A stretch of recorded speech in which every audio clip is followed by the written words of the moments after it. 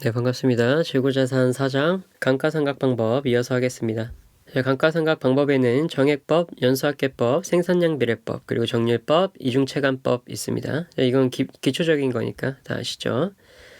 회계기간 중 취득 월할상각이고요.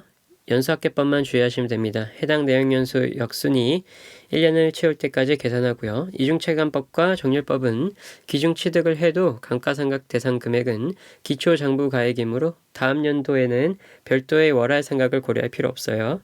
유형자산의 제거 보겠습니다. 유형자산 처분 이익은 매출액으로 분류하지 않고 기타 수익으로 분류해야 됩니다. 유형자산의 손상 보겠습니다. 자산 손상 일반. 처분부대 원가가 미미한 경우 재평가 규정을 적용한 후라면 재평가 자산의 회수 가능액은 추정할 필요가 없습니다. 처분부대 원가가 무시해도 될 정도인 경우에는 재평가 자산의 회수 가능액은 당연히 재평가 금액에 가깝거나 그보다 많게 되어 재평가 자산이 손상되었을 것 같지 않으므로 회수 가능액을 추정할 필요가 없다는 겁니다. 손상차손이 존재한다는 징후가 없으면 정식적으로 회수 가능액을 추정할 필요가 없으나 내역연수가 비한정인 무형자산 또는 아직 사용할 수 없는 무형자산 및 사업결합으로 취득한 영업권에 대해서는 손상 징후에 관계없이 매년 손상 검사를 하게 됩니다. 순공정가치를 측정할 때 자산 처분에 따르는 사업의 축소나 조직 변경과 관련된 해고급여는 처분부대 원가에 포함되지 않습니다. 또한 이미 부채로 인식된 처분부대 원가나 금융원가 및 법인세 비용도 제외하게 돼요. 순공정가치를 측정할 때 말하는 겁니다. 손상차손 인식 보겠습니다. 매 보고기간 말마다 유형자산의 손상을 시사하는 징후가 있는지를 검토합니다. 처분부대 원가를 차감한 공정가치나 사용가치 중 하나의 금액이 장부금액을 초과한다면 자산이 손상되지 않았으므로 두 금액을 모두 추정할 필요는 없습니다. 공정가치나 사용가치 중 하나의 금액이 장부금액을 초과하면 자산이 손상되지 않았다고 봅니다. 그렇기 때문에 두 금액을 모두 추정할 필요는 없어요. 회수 가능액이 당해 유형자산의 장부금액이 미달하는 경우에 손상차손으로 처리하고 당기손익으로 인식하게 됩니다. 회수 가능액은 순공정가치와 사용가치 중 큰 금액으로 하는 거예요. 손상차손 인식 이후의 감가상각비 보겠습니다. 수정된 장부금액에서 잔존가치를 차감한 금액을 자산의 잔여 내용 연수에 걸쳐서 감가상각비를 인식하게 됩니다. 그러니까 손상차손된 이후의 장부금액으로 잔존가치를 다시 차감하고 그리고 잔전 내용 연수에 걸쳐서 감가상각비를 인식합니다. 손상차손 환입 보겠습니다. 매 보호기간 말마다 손상차손 환입의 인식 여부를 고려해야 되고요. 장부금액을 한도로 당기 이익을 처리하게 되는 거예요. 손상에 대한 보상 보겠습니다. 손상, 손실 또는 포기된 유형자산에 대해 제3자로부터 보상금을 받는 경우가 있어요. 이럴 때 수취할 권리가 발생하는 시점에 당기손익으로 반영하게 됩니다. 재평가 모형에 의한 후속 측정 보겠습니다. 재평가 시기는 주기적으로 재평가하고요. 매 기말 재평가하는 건 아닙니다. 기출문구로 나오면 맞추기 쉽지 않습니다. 재평가는 매 기말 평가하는 게 아니라 주기적으로 재평가하는 거예요. 재평가 범위는 동일한 분류 내에는 동시에 재평가하고요. 동일한 분류 내에 일부만 재평가할 수 없습니다.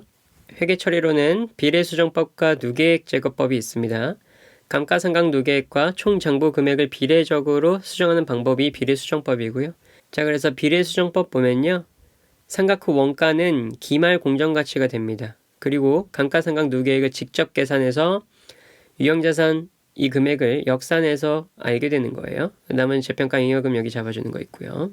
누계액 제거법은 기존 감가상각 누계액을 제거하여 자산의 순장부 금액이 재평가 금액이 되도록 수정하는 방법입니다. 그래서 재평가 후 감가상각 누계액은 0원이 돼요. 그래서 누계액 제거법을 보면 감가상각 누계액이 없죠. 재평가 시 해당 유형자산 분류는 영업상 유사한 성격과 용도로 분류하고요. 재평가가 단기간에 수행되며 계속적으로 갱신된다면 동일한 분류에 속하는 자산을 순차적으로 재평가할 수 있습니다. 정부보조금을 차감하는 방법의 회계 처리를 적용하는 경우에도 재평가 모형을 적용할 수 있어요. 원가 모형 잠깐 볼게요. 취득원가에서 감가상각 누계액과 손상차손 누계액을 차감한 금액을 장부금액으로 공시하는 방법인데 공정가치 변동을 인식하지 않는 게 원가 모형입니다. 재평가 모형의 회계 처리 자세히 보겠습니다. 비상각자산의 재평가 먼저 볼게요. 재평가 잉여금이 있고요. 재평가 손실이 있어요. 이때 취득했다고 치고요. 자, 엑셀년도 공정가치가 더 하락했네요. 그러면 재평가 손실로 잡고요. 당기손익으로 인식합니다. 자, 그리고 X2년도 공정가치는 취득가액보다 올라갔죠.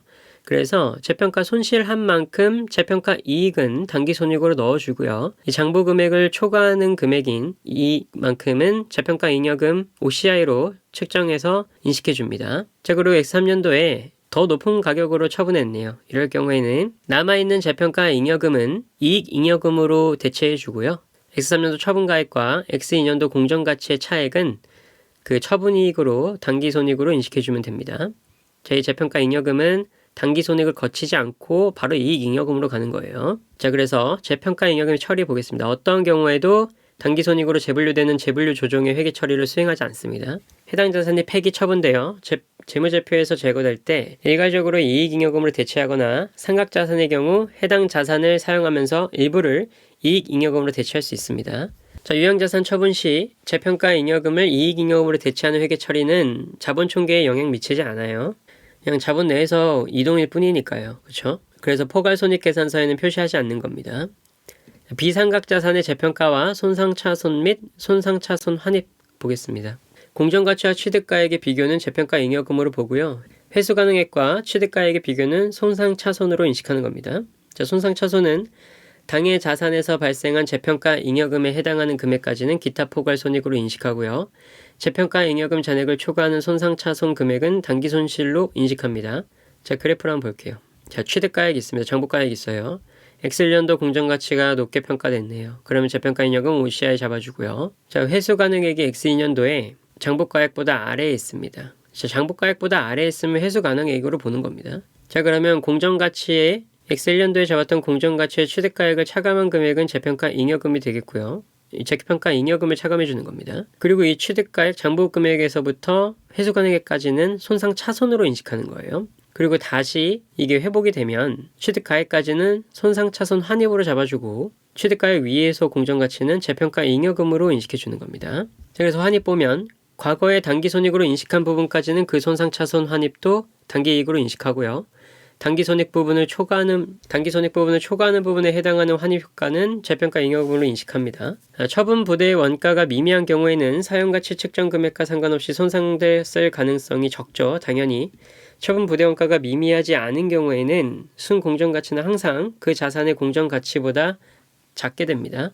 이 경우 해당 자산의 사용가치가 재평가 금액보다 작다면 재평가된 자산은 손상된 거예요. 자, 그럼 이제 비상각자산 말고 상각자산의 재평가 보겠습니다. 상각자산의 회계처리 순서인데요. 손상차손을 인식할 때 1순위는 감가상각을 먼저 한 다음에 그 다음에 재평가하고요. 그 다음에 회수가능액을 측정하는 겁니다. 재평가 잉여금과 우선 상계한 후에 잔액을 손상차손으로 인식합니다. 자, 손상차손 환입될 때는 무조건 1순위는 감가상각을 합니다. 먼저. 그리고 2순위는 손상차손을 환입시켜요. 당기손익으로 인식한 손상차손 금액을 한도로 손상차손을 환입시키죠. 그 다음에 공정가치를 측정하게 됩니다. 손상된 금액이 모두 회복된 경우 공정가치 변동분을 재평가 잉여금으로 인식합니다. 그래프의 방향을 생각하면 순위는 당연합니다. 감가상각은 무조건 먼저 하고요. 재평가 이후의 상각 볼게요. 재평가 시점의 공정가치를 취득원가로 잔존내역연수로 감가상각하게 돼요. 그러니까 새롭게 한다는 겁니다. 재평가 잉여금의 처리 볼게요. 사용함에 따라 이익잉여금으로 대체 가능하고요. 처분 시점에 이익잉여금으로 대체 가능합니다. 자, 사용함에 따라 이익잉여금으로 대체는 어떻게 하냐? 재평가된 금액 기준 감가상각비에다가 최초 원가 기준 감가상각비를 뺍니다. 그 차액을 이익잉여금으로 대체할 수 있다는 거예요. 자, 숙지해야 될 겁니다. 재평가 잉여금을 이익잉여금으로 대체하는 경우에 기말 공정가치에서 재평가 잉여금 잔액을 차감하면 원가 모형 하에 삼각호 원가와 일치하게 돼요. 재평가 잉여금이 발생한 경우 원가 모형을 적용하는 것보다 재평가 잉여금에 해당하는 감가상각비가 더 많이 계상되어 당기순이익이 적게 계상되므로 이익잉여금도 동금액만큼 적게 계상되게 됩니다. 이때 재평가 잉여금 중 일부를 이익잉여금으로 대체함으로써 원가 모형을 적용한 경우에 이익잉여금과 동일한 금액이 되도록 하는 겁니다. 전기말 현재 재평가 잉여금이 없는 경우 이익잉여금으로 대체하는 회계 처리를 할 필요가 없겠죠. 당연히. 재평가 손실이 당기손익으로 인식되어 이미 이익잉여금에 반영되었기 때문입니다. 재평가 잉여금을 이익잉여금으로 대체시키는 경우 자산의 변동을 가져오지 않습니다. 당연히 자본끼리 이동하는 거니까요. 자, 재평가 모형의 특수주제입니다. 정부보조금과 재평가 모형의 회계처리인데요. 자, 이거는 계산 문제 있을 때 같이 볼게요. 자, 넘어가서 차입원가 자본화입니다. 자, 적격자산과 자본화 가능한 차입원가 보겠습니다. 그럼 적격자산부터 정의는 의도된 용도로 사용 가능하거나 판매 가능한 상태에 이르게 하는데 상당한 기간을 필요로 하는 자산을 의미하고요. 금융자산과 단기간 내에 제조되거나 다른 방법으로 생산되는 재고자산은 적격자산에 해당하지 않습니다. 최초 인식 시점에 순공정가치로 측정하는 생물자산이나 취득 시점에 의도된 용도로 사용할 수 있거나 판매 가능한 상태에 있는 자산은 적격자산에 해당하지 않습니다. 자, 이게 엄청 알록달록하죠. 재고자산은 이쪽에서 기출이 상당히 많이 되는 겁니다. 적격자산에 해당하지 않는 것 볼게요. 금융자산이나 생물자산, 그리고 단기간 내에 생산되거나 제조되는 재고자산, 취득 시점에 의도한 용도로 사용할 수 있거나 판매 가능한 상태에 있는 자산, 이건 다 적격자산이 아닙니다. 상당한 기간을 필요로 하는 자산을 의미하니까요. 일반 볼게요. 적격자산에 대한 지출액은 현금의 지급, 다른 자산의 제공 또는 이자부 부채의 발생 등에 따른 지출액을 의미합니다. 적격자산과 관련하여 수취하는 정보보조금과 건설 등 진행에 따라 수취하는 금액은 적격자산에 대한 지출액에 차감하게 돼요. 적격자산을 의도된 용도로 사용하거나 판매 가능한 상태에 이르게 하는 데 필요한 활동은 당해 자산의 물리적인 제작을 말하고요. 그 이전 단계에서 이루어진 기술 및 관리상의 활동을 포함하게 됩니다. 자산을 의도된 용도로 사용하거나 판매 가능한 상태에 이르기 위한 과정에 있어서 일시적인 지연이 필수적인 경우에는 차입원가의 자본화를 중단하지 않습니다. 자, 적격자산이 물리적으로 완성된 경우라면 일상적인 건설 관련 후속 관리 업무 등이 진행되고 있더라도 당해 자산의 의도된 용도로 사용할 수 있거나 판매 가능한 상태에 있는 것으로 보게 됩니다. 그래서 구입자 또는 사용자의 요청에 따른 내장 공사와 같은 중요하지 않은 작업만이 남아있는 경우라면 거의 모든 건설 활동이 종료된 것으로 보고 이 적격자산으로 잡는 자본화도 중단되게 되겠죠. 적격자산의 장부금액 또는 예상 최종 원가가 회수 가능액 또는 순실현 가능 가치를 초과할 때는 자산 손상을 기록하게 됩니다. 자, 일반적인 목적으로 자금을 차입하고요. 이를 적격자산의 취득을 위해서 사용하는 경우 자본화한 차입원가는 회계기간 동안 실제 발생한 차입원가를 초과할 수 없습니다. 자본화 이자율은 회계기간 동안 발생된 차입원가를 가중평균하여 산정하기 때문에 회계기간 동안 실제 발생한 차입원가를 초과할 수 없는 거예요. 일반적인 목적으로 차입한 자금의 자본화 가능 차입원가를 결정할 때 적용되는 자본화 이자율은 회계기간에 존재하는 기업의 모든 차입금에서 발생된 차입원가를 가중평균하여 산정하게 됩니다. 그러나 어떤 적격자산을 의도된 용도로 사용 가능하게 하는 데 필요한 대부분의 활동이 완료되기 전까지는 그 적격자산을 취득하기 위해 특정 목적으로 차입한 자금에서 생기는 차입원가는 위에서 기술된 자본화 이자율 산정에서 제외하게 돼요. 특정 차입금은 제외한다는 겁니다. 일반적인 목적으로 차입한 자금을 적격자산 취득에 사용했다면 관련 차입원가를 자본화하게 됩니다. 동차입금과 관련하여 자본화 기간 내에 발생한 일시적 투자 수익을 자본화 기능 차입원가에서 차감하지 않고요. 특정 차입금에서 발생한 투자 수익은 차감하게 됩니다. 그러니까 일반 차입금에서 일어난 투자 수익은 차감하지 않고 특정 차입금에서 발생한 투자 수익은 차감한다는 말입니다. 자본화 가능 차입원가 보겠습니다. 당해 적격자산과 관련된 지출이 없었더라면 부담하지 않았을 차입원가를 말합니다. 그래서 자본화 가능 차입원가에 해당하는 것은 유효이자율법에 의한 이자비용, 금융리스 관련 금융비용, 외화차입금과 관련되는 외화차이 중 이자원가의 조정으로 볼 수 있는 부분이 자본화 가능 차입원가에 해당합니다. 그러면 아닌 것 볼게요. 금융자산 처분 손익, 연체이자, 복구충당 부채 전입액은 자본화 가능 차입원가가 안 됩니다. 그럼 자본화 기간에 대해서 볼게요. 자본화 개시 시점은 적격자산에 대한 지출이 있으면 개시하고요. 차입원가를 발생시키고 있으면 개시합니다. 자, 필요한 활동을 수행하고 있습니다. 생산 또는 개발이 이루어지지 아니하는 상황에서 단지 당해 자산의 보유는 필요한 활동으로 보지 않고요. 필요한 활동은 당해 자산의 물리적인 제작뿐만 아니라 그 이전 단계에서 이루어진 기술 및 관리상의 활동을 다 포함하게 됩니다. 자, 그럼 자본화 종료는 필요한 대부분의 활동이 완료된 시점, 그리고 적격자산이 물리적으로 완성된 경우라면 일상적인 건설 관련 후속 관리 업무 등이 진행되고 있더라도 자본화 종료합니다. 아까 여기서 말했죠. 일부가 완성되어 해당 부분의 사용이 가능한 경우에는 그 부분에 대해서는 자본화를 종료합니다. 단 전체가 완성되어야지만 사용이 가능한 경우에는 전체가 완성될 때까지 자본화를 진행하게 돼요. 자, 그럼 자본화 중단 기간 보겠습니다. 차입 원가는 자본화를 중단하고 단기 비용으로 처리하게 돼요. 자, 차입 원가가 발생했고요. 자본화를 개시했습니다. 자본화를 개시할 때까지는 비용 처리하고요. 자본화를 중단할 때까지는 자본화 과정을 거칩니다. 자본화 중단하고 자본화 개시할 때까지는 다시 비용 처리하고요. 자본화 종료될 때까지 다시 자본화 과정을 거칩니다.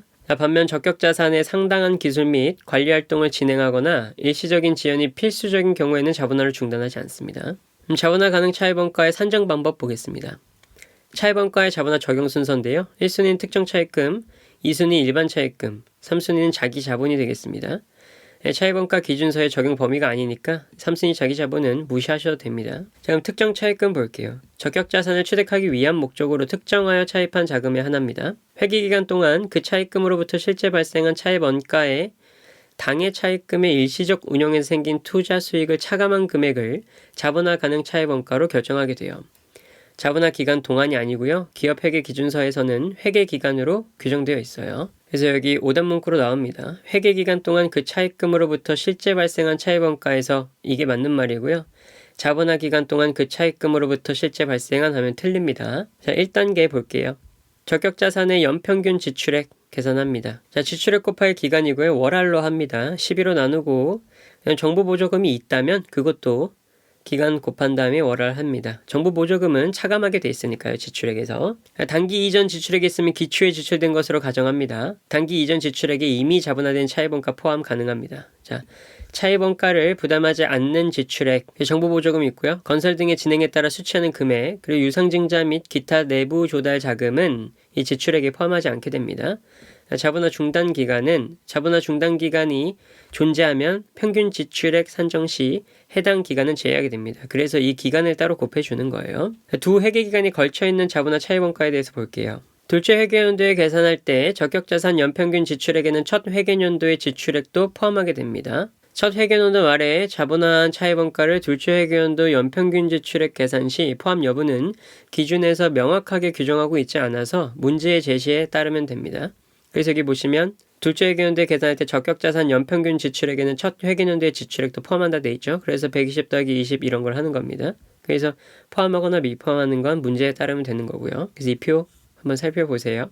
두 번째 단계로는 특정 차입금 관련 차입원가의 자본화입니다. 자, 특정 차입금이 120이 있었어요. 이자율은 10%였고요. 그럼 특정 차입금에 사용된 연평균 지출액을 계산하게 되는데, 자, 1년 동안 사용했고요. 그럼 이 60에 대해서는 일시 운영 기간이 있었죠. 4개월 동안. 그래서 120 곱하기 12, 60 곱하기 4 빼고 12로 나눕니다. 그럼 100이 되고요. 자, 특정 차입금 120을 12개월 동안 빌렸고요. 그리고 다시 12로 나눠줍니다. 거기에 이자율 10% 곱하고요. 자, 일시 운영한 거 60 있었죠. 4개월 운영했고 12로 나눠주고 이자율 20% 곱해줍니다.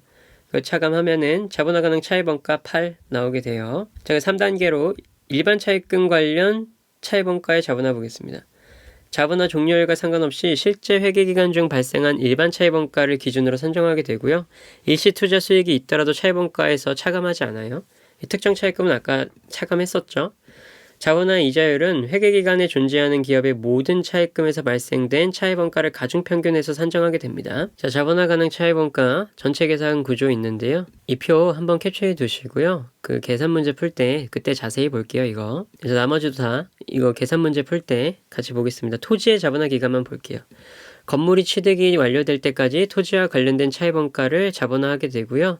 토지의 취득 이전에 발생한 자본화 차입원가는 토지의 취득 원가로 계산하게 됩니다. 토지 취득 완료 이후에 발생한 자본화 가능 차입원가는 건물의 취득 원가로 계산하게 됩니다. 자, 여기까지 하겠습니다. 다음 계산 문제로 찾아뵐게요. 감사합니다.